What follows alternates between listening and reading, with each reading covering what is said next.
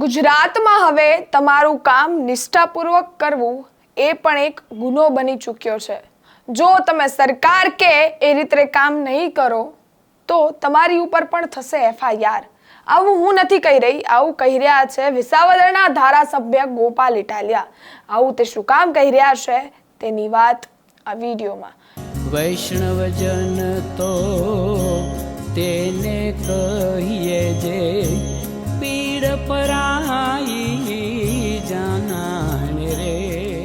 નમસ્કાર દર્શક મિત્રો, નવજીવન ન્યૂઝમાં આપનું સ્વાગત છે। હું છું જ્યોતિકા પંડ્યા। આપણે જોયું હતું કે ગુજરાત સહિત 12 અલગ અલગ જે રાજ્યો છે તેમાં SIR નો અમલ કરવામાં આવ્યો છે। SIR એટલે કે સ્પેશિયલ ઇન્ટેન્સિવ રિવિઝન, એટલે કે જે મતદાર યાદી છે તેમાં રિવિઝન કરવામાં આવી રહ્યું છે કે જે મતદારો ખોટા છે, જેમનું નિધન થઈ ચૂક્યું છે, તેને મતદાન યાદીમાંથી હટાવવામાં આવશે ને જે સમગ્ર જે લોકો છે તેની અલગથી મતદાન યાદી બનાવવામાં આવશે ને પરફેક્ટ એટલે રિવિઝન કરવામાં આવી રહ્યું છે।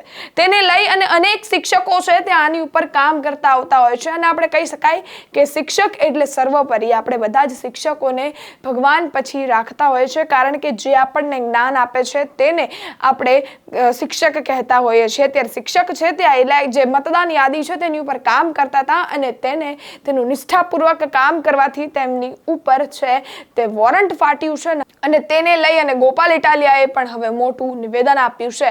ત્યારે ગોપાલ ઇટાલિયાએ શું કહ્યું છે સૌપ્રથમ સાંભળીએ તેમ। નમસ્કાર મિત્રો, આજે 2 નવેમ્બર 2025 ગઈકાલે સોશિયલ મીડિયામાં અને ટીવીના માધ્યમથી મેં એવા સમાચાર જોયા કે એક શિક્ષકને ધરપકડનું વોરંટ કાઢવામાં આવ્યું મામલતદાર દ્વારા। અને ધરપકડનું વોરંટ એટલે કાઢવામાં આવ્યું કે હમણાં ગુજરાતમાં SIR એટલે કે ખાસ સઘન સુધારણા, મતદાર યાદીની સુધારણાનો પ્રોગ્રામ લોન્ચ થયો છે। એટલે કે આખા ગુજરાતની મતદાર યાદીને સુધારવા માટેનો પ્રોગ્રામ હાથ ધરવામાં આવ્યો છે અને આપણે ત્યાં સ્વાભાવિક રીતે મતદાર યાદીનું, બૂથ મેનેજમેન્ટનું અને ચૂંટણીનું મોટાભાગનું કામ શિક્ષકો સંભાળે છે। આમ તો આ ગુજરાતની ક્રૂર અને સંવેદના વિહીન સરકાર જે છે એણે શિક્ષકની ગરિમા ઘટાડવામાં કંઈ બાકી નથી રાખ્યું। મને યાદ છે જ્યારે હું નાનો હતો અને પ્રાથમિક શાળામાં ભણતો હતો, એ જમાનામાં ગામના શિક્ષક એટલે ગામનો સૌથી વજનદાર મોભી માણસ ગણાતા। ગામમાં ક્યાંક લગ્ન હોય તો ચાંદલો લખવા શિક્ષકને બેસાડતા। ગામની અંદર કઈ નાની મોટી ઘટના બની હોય તો લોકો શિક્ષકની સલાહ સૂચન લેતા। ગામની અંદર છોકરાઓ શું ભણવું, આગળ ક્યાં જવું, કયા શહેરમાં ભણવું, કઈ કોલેજ હોસ્ટેલમાં રહેવું, એ બધી જ સલાહ સૂચન શિક્ષકો પાસેથી લેતા। એટલે કે ગામડાની અંદર શિક્ષકનું એવડું મોટું મહત્વ હતું કે લોકો શિક્ષકનો આદર કરતા અને વિદ્યાર્થીઓ જ નહીં, વિદ્યાર્થીના વાલીઓ, એના પરિવારજનો બધા જ શિક્ષકોનો અત્યંત આદર કરતા અને મોટી મોટી ઉંમરના માણસો પણ પોતાના શિક્ષકોને યાદ કરતા અને છોકરાઓ ભણીને જાય ત્યારે શિક્ષકોને એવી રીતે સન્માનિત કરતા કે આ મારા સાહેબ છે, આ અમને ભણાવતા હતા, આ સાહેબના ક્લાસરૂમમાં અમે ભણતા હતા વગેરે વગેરે। પણ ગુજરાતની ભ્રષ્ટ, દુષ્ટ અને હલકી માનસિકતા ધરાવતી ભાજપની સરકારે ખાલી શિક્ષણનું જ નહીં, શિક્ષકોનું પણ નખોદ કાઢી નાખવામાં કંઈ બાકી નથી રાખ્યું અને શિક્ષકની ગરિમા સમાજમાં ઘટાડવાની કોઈ કસર નથી છોડી।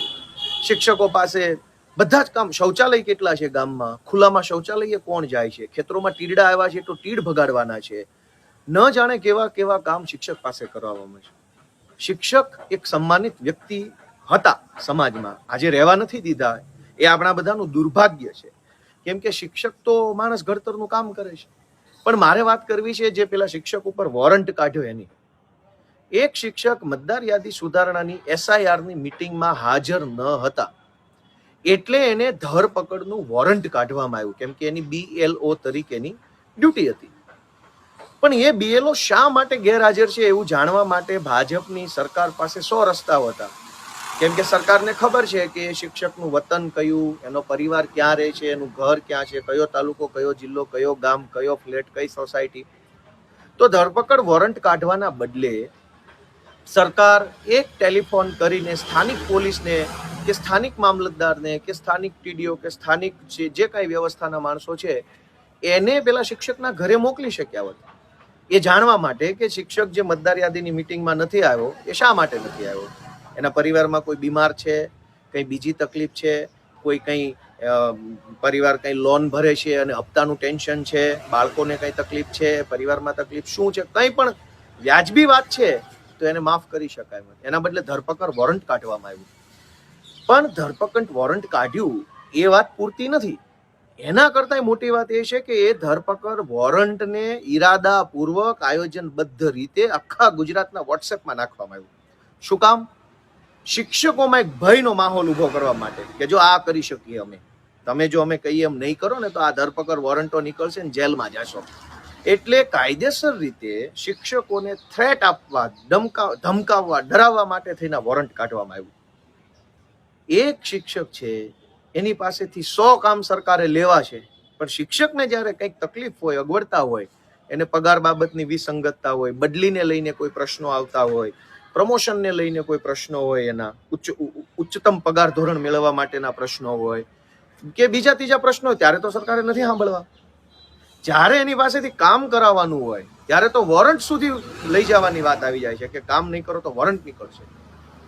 પણ સરકાર પોતાનું કામ નહીં કરે ત્યારે એનું વોરંટ કોણ કાઢશે? સરકાર જ્યારે શિક્ષકોની ગરિમા ઘટાડવાનું કામ કરશે, શિક્ષકો પાસે ભીડ ભેગી કરાવવાનું કામ કરે છે, શિક્ષકો પાસે રાજકીય તાઇફા કરાવવાનું કામ કરે છે, શિક્ષકોનું સમાજમાં સન્માન ઘટે, શિક્ષકોનું મહત્વ ઘટે, સમાજની નજરોમાંથી શિક્ષકોનું સ્થાન નીચે આવી જાય, એવા પ્રયત્નો જ્યારે ભાજપની સરકાર કરતી હોય ત્યારે ભાજપનું વોરંટ કોણ કાઢશે? હું તો ગુજરાતભરના સૌ શિક્ષકોને 2 હાથ જોડીને વિનંતી કરું છું કે ચાણક્યના વારસદારો ગણી શકાય. ચાણક્યએ કીધું હતું શિક્ષક ક્યારેય સાધારણ નથી હોતો. ભાજપની સરકાર સાધારણ બનાવી દેવાની કોશિશ કરે છે. મતદાર યાદીનું કામ એ રાષ્ટ્ર સેવાનું કામ છે, દેશ સેવાનું કામ છે, એમાં કોઈ ના નથી, બધાએ કરવાનું છે. ખાલી BLOએ નહીં, રાજકીય પક્ષોએ પણ એટલી જ જવાબદારીથી કામ કરવાનું છે. કેમ કે આખરે તો ચૂંટણી રાજકીય પક્ષોએ લડવી છે, નેતા એણે બનવું છે, સરકાર એણે ચલાવવી છે, જે કાંઈ લાભ મળે, સરકારના વિશેષાધિકારો મળે એણે ભોગવવા છે, શિક્ષકે ક્યાં ભોગવવાના છે? તો રાજકીય પક્ષોની જવાબદારી શિક્ષક કરતા 1000 ગણી મોટી હોવી જોઈએ. દરેક પાર્ટીની, દરેક નેતાની હોવી જોઈએ. શું કામ ન હોવી જોઈએ? મતદાર યાદીનું કામ, ચૂંટણીનું કામ, કેમ કે ચૂંટણી શિક્ષક નથી જીતતો, ચૂંટણી તો નેતા જીતે છે, પાર્ટી જીતે છે, સરકાર પાર્ટીની બને છે, જે પાર્ટીની સરકાર બને એના નેતાઓ જલસા કરે છે. તો શિક્ષકનું વોરંટ શા માટે? એટલે હું ગુજરાતભરના ભલે શિક્ષકોને લઈને કંઈ અમારી કોઈ ફરિયાદ હોય, કોઈ એકલ શિક્ષકને લઈને કે કોઈ શિક્ષણ વ્યવસ્થાને લઈને, તો એ અમારો હક છે. પણ સામૂહિક રીતે જ્યારે શિક્ષકોને ડરાવવાનું, ધમકાવવાનું કે આવી રીતે ધરપકડના વોરંટોના નામે આખી શિક્ષક સમુદાય છે એની અંદર ભય ઉભો કરવાનું જે ભાજપનું દુષ્કૃત્ય છે એને હું સખત શબ્દોમાં વખોડું છું. અને આવું ન હોવું જોઈએ. ઓલરેડી શિક્ષણ, શાળા, શિક્ષક અને વિદ્યાર્થીઓનું આખું સિસ્ટમ બગાડી નાખવામાં કોઈ કસર નથી છોડી. કમસે કમ એક શિક્ષકને શાંતિથી જીવવા તો દે આ ભાજપની સરકાર. હું ગુજરાતના બધા શિક્ષકોને વિનંતી કરું છું બાપા કે આ મતદાર યાદી સુધારણાની અંદર ખૂબ ગંભીરતાથી ધ્યાન આપી અને જ્યાં જ્યાં નકલી મતદારો છે, બોગસ મતદારો છે, ડમી મતદારો છે, ડુપ્લિકેટ મતદારો છે, ફેક મતદારો છે, બધાને કાઢી નાખો મતદાર યાદીમાંથી બહાર. આવતી જ ચૂંટણીમાં જો ભાજપ હારી ન જાય તો કહેજો. ભાજપ પાર્ટી નકલી મતદારો, બોગસ મતદારો, ડબલ મતદારો, એક સરનામા પર 2 વ્યક્તિ, 2 સરનામા પર 10 વ્યક્તિ, બીજા રાજ્યના મતદારો, આવી રીતે ચૂંટણી જીતે છે. અને એવી રીતે ચૂંટણી જીત્યા પછી શિક્ષકો પાસે શું કામ કરાવે છે? તીડ ભગાડવાનું, ભીડ ભેગી કરવાનું, રાજકીય નેતાઓની સરભરા કરાવવાનું, અનેક કાર્યક્રમો સરકારી શાળામાં શિક્ષકો પાસેથી સરભરા કરાવવામાં આવે છે. હું ધારાસભ્ય બન્યો પછી અનેક શિક્ષકો, આચાર્યો મને આગ્રહ કર્યો, પણ મેં 2 હાથ જોડીને ના પાડી કે ભાઈ મારી સરભરા તમારે નથી કરવાની. તમે ગુરુજનો છો, તમે જ્ઞાન આપનારા વ્યક્તિ છો, તમે વિદ્યા પ્રદાન કરનારા વ્યક્તિ છો, તમારી પાસે સરભરા અમારે નથી કરાવવાની, તમારી પાસે સેવા લેવાની નથી, સેવા દેવાની છે. પણ ગુજરાતમાં ભાજપના મામૂલીમાં મામૂલી તાલુકા પ્રમુખ ટાઈપના જે પણ વ્યક્તિઓ છે જેની રાજનીતિમાં કઈ એવડી મોટી ઉપલબ્ધિ ન ગણાય, એ લોકો શિક્ષકોને દબડાવે છે. એમાંય પંચાયત હસ્તકની શાળા હોય, મ્યુનિસિપલ સ્કૂલ બોર્ડની શાળામાં મ્યુનિસિપાલિટીના ભાજપના નેતાઓ ધાકધમકી કરે, પંચાયત હસ્તકની શાળામાં ભાજપના લલ્લુ પંજુ જેવા માણસો આવીને શાળાના પ્રિન્સિપાલો, મહિલા શિક્ષકો એને ધાકધમકી કરી જાય. તો દોસ્તો, મારી બધા શિક્ષક મિત્રોને ગુજરાતના વિનંતી છે કે આ ધરપકડ વોરંટ કાઢનારાનું વોરંટ કાઢો.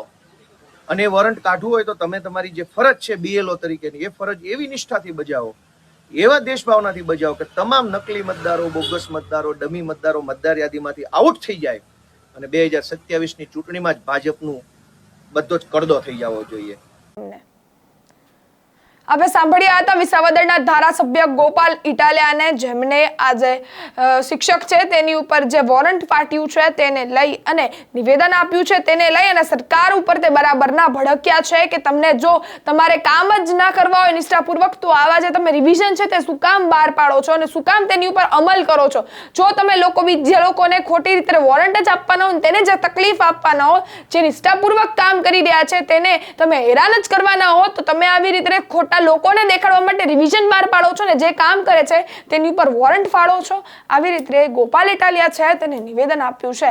ત્યારે જે આ શિક્ષક ઉપર જે વોરંટ ફાટ્યું છે તેને લઈને આપનો શું અભિપ્રાય છે, સમગ્ર વિષયને લઈને આપનો શું અભિપ્રાય છે, તમને કોમેન્ટ બોક્સમાં જરૂરથી જણાવજો. તેમજ અમારી ચેનલ નવજીવન ન્યૂઝને લાઇક, શેર અને સબસ્ક્રાઇબ કરવાનું ભૂલશો નહીં. ધન્યવાદ.